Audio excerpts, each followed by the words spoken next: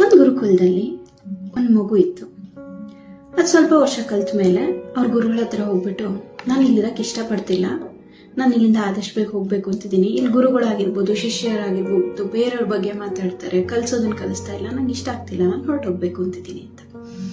ಆಗ ಗುರುಗಳು ಏನ್ ಹೇಳಿದ್ರು, ಒಂದೇ ಒಂದ್ ಸ್ವಲ್ಪ ಮರಳು ಅವನ ಕೈ ಕೊಟ್ಬಿಟ್ಟು, ಈ ಮರಳು ಗುರುಕುಲದ ಎಲ್ಲಾ ಭಾಗಕ್ಕೂ ತಗೊಂಡು ವಾಪಸ್ ಬಾ, ನನ್ ಕೈ ಕೊಡು, ಒಂಚೂರು ಬಿಡಿಸ್ಬಾರ್ದು, ಅದಾದ್ಮೇಲೆ ನಾನು ನಿನ್ ಬೀಳ್ಕೊಡ್ತೀನಿ ಅಂತ.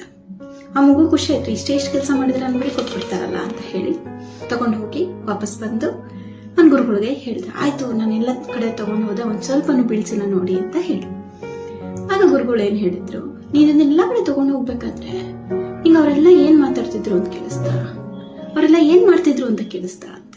ಆಗ ಮಗು ಹೇಳ್ತು, ಅಯ್ಯೋ ನನಗೇನು ನೆನಪೇ ಇಲ್ಲ, ನಂಗೇನು ಕೇಳಿಸ್ತಿಲ್ಲ, ನಾನು ಯಾಕಂದ್ರೆ ಇದ್ರ ಬಗ್ಗೆ ಮಾತ್ರ ನೋಡ್ತಾ ಇದ್ದೆ, ಇದ್ರ ಕಡೆ ಮಾತ್ರ ಗಮನ ಇತ್ತು ಅಂತ ಹೇಳಿ.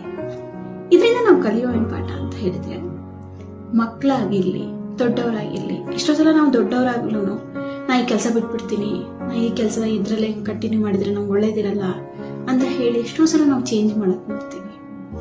ನಮ್ ಕೆಲ್ಸದ ಕಡೆ ನಾವು ಗಮನ ಕೊಟ್ರೆ, ಎಷ್ಟೇ ಟಾಕ್ಸಿಕ್ ಪೀಪಲ್ ಅಂತ ನಾವೇನ್ ಹೇಳ್ತೀವೋ ಅವ್ರು ನಮ್ ಸುತ್ತಲೂ ಇದ್ರು ಅದು ನಮಗೆ ಎಫೆಕ್ಟ್ ಆಗಲ್ಲ. ಸೊ ಇನ್ಮೇಲೆ ನಮ್ ಗಮನ ನಮ್ ಕೆಲ್ಸದ ಮೇಲೆ. All the best.